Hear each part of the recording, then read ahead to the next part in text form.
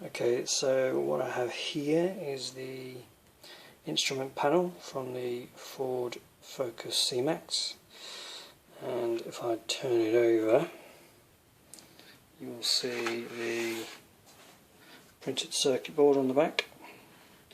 What you want to try and make sure you do is try not to touch this any more than you absolutely need to, because obviously it's a circuit board, so it's subject to static electricity, which obviously our bodies carry quite a lot, so there's a risk that if you touch any of the chips and things that they might blow anyway. So what I've done already, but what you would do is I've got a can of WD-40, and then I've just lightly sprayed over the top with the WD-40 till it's got a coating on there.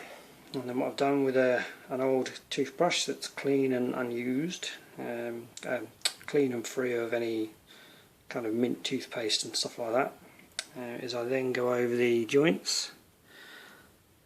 So let me see if I can get this in focus. It's probably a bit too close. But anyway, what you do is just brush over the joints, all of the joints of the components, and then brush down the chip quite gently. And all you're trying to do is get all the WD-40 into the joints. So what you're going to try and do is you're trying to get rid of all the moisture. So you do that all over the board until you're done. Okay, and then what you would do is you would get a hairdryer, and this is the hairdryer, just a normal standard hairdryer, it's my wife's hairdryer, and we'll plug it in, and then we're going to dry the circuit board. So what we'll do is literally use the hairdryer and we'll dry over the circuit board, not on too high a heat, but on a sort of fairly cool heat. All we're trying to do is evaporate the WD-40 so that it leaves no residue on the board. Okay, so I'll pause the video here and then get on with drying, and then I'll show you the result after drying.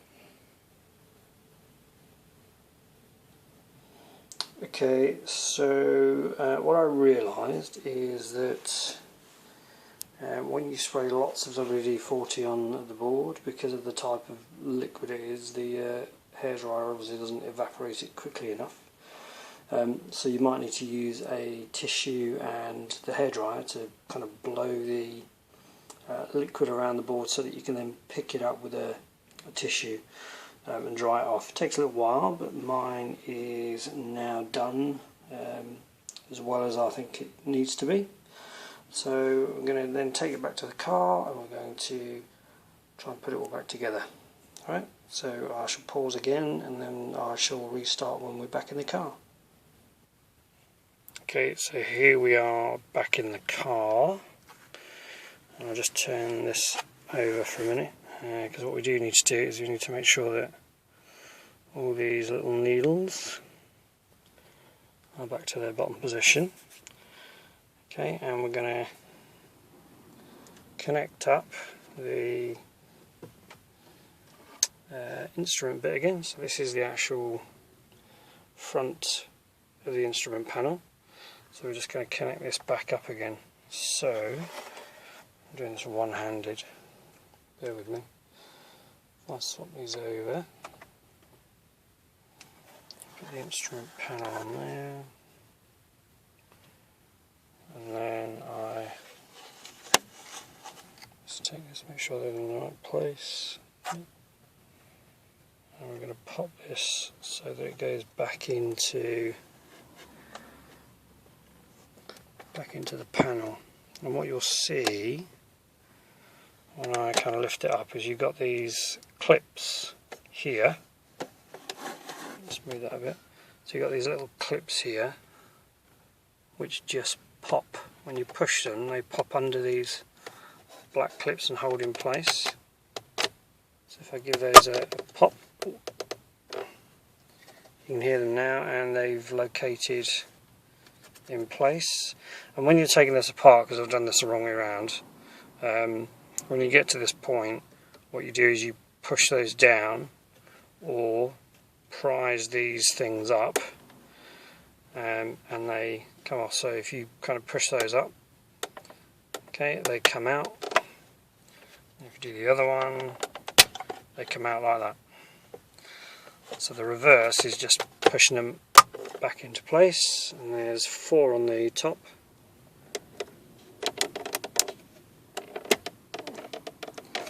Just push these back into place.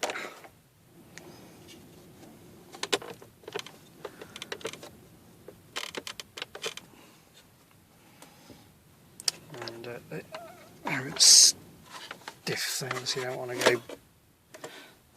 to go back in that easily. So let's try these ones. Okay, that's them clicking in place. That's that one clicked in place. There's 1 on the bottom then. So turn it over again, and all 4 of these now I think should be in place. 1, that one's in place. That one's in place. That one's in place. This one just needs a push. And that one's in place. So now we have our dashboard is pretty much back together, and we now need to connect it back to this bit of housing here. Let me show you that. This bit of housing here, and then connect the connector cable. So I'm just going to manoeuvre it into position and see if we can get that sorted. So the easiest way to do this is just shove it through the top of the hole in the steering wheel. I'm just going to shift forward a bit, and then we need to bring the clip up. Kind of bring this forward a bit so you can see it, hopefully. And then the clip has got this, see this thing on it here, which moves up and down, so it will lock the thing into place. It's just got these 2 little grey clips, which if you squeeze, so let's try and do it with one hand. There we go. Okay, so you need to squeeze the little grey clips, and then this thing will come down and up. Okay, and where it comes down and up, that's what it will lock. That's what will lock it into place. So I'm going to push the clip in.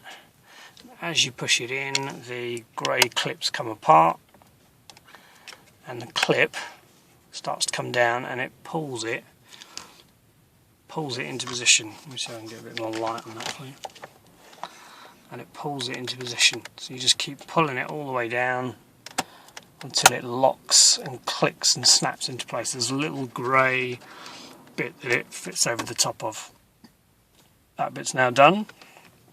So we can now manoeuvre our white cover so that it goes over the top of the clip.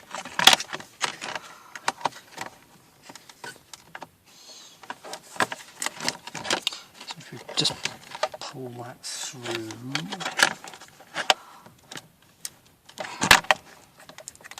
bit of a pain in the bum. So just wiggle that through there. Yeah, let me swap hands, might be a bit easier. Okay, so that's our clip there. Why is that not going in?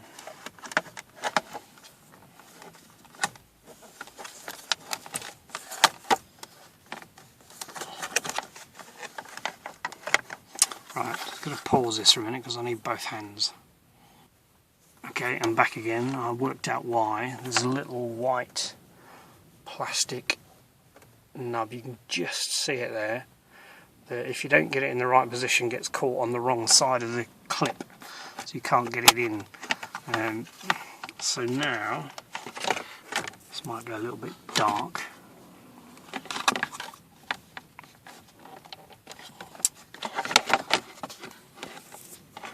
So now if I manoeuvre that into position, I can drop that down over the top of the clip.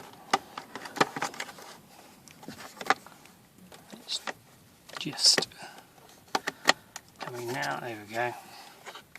Right, so that's now in position. So what I'm going to do is, you see these clips here, they just slide over the top and snap into place. So that's one, and then there are some others. So snaps into place, snaps into place, snaps into place. And then if we turn it round, there should be some on the bottom as well. Okay, so there are some on the bottom, which we just snap into place. 1, 2, 3, 4. Okay, well that's pretty much that. And now what we do is we refit it back to the car. So what we do is we'll slide it in kind of back to front, and we get the bottom in position so that the top is sitting slightly out, and then we will just weave it, just manoeuvre it into position, and then it just kind of slides back far enough, kind of just wiggle it a bit back into position, just give it a good bit of a push until it looks like it's back in the right place. Okay. Right, so that's pretty much it. It looks like it's kind of back in the right place, you can see from there. And there are 2 screw holes which are located down here and down here. And what we need to do is we need to take a screwdriver, just to make sure that these holes line up, because if they don't, we won't be able to get our instrument panel back in. And again, this is something I need 2 hands for, so I'm just going to pause it. Right, there we go. I've just taken a little bit of time to realign the holes. So that's the dash, the instrument cluster back in. And now we have these little screws here, which just go into the holes. Now what you want to do is put them in with your fingers first, and then try and locate them in the instrument panel first, but be very careful, because if you drop them like I've just done, they can end up in the actual engine area, like I've just done. So I'm going to have to pause this now and try and find this screw. Back in a bit.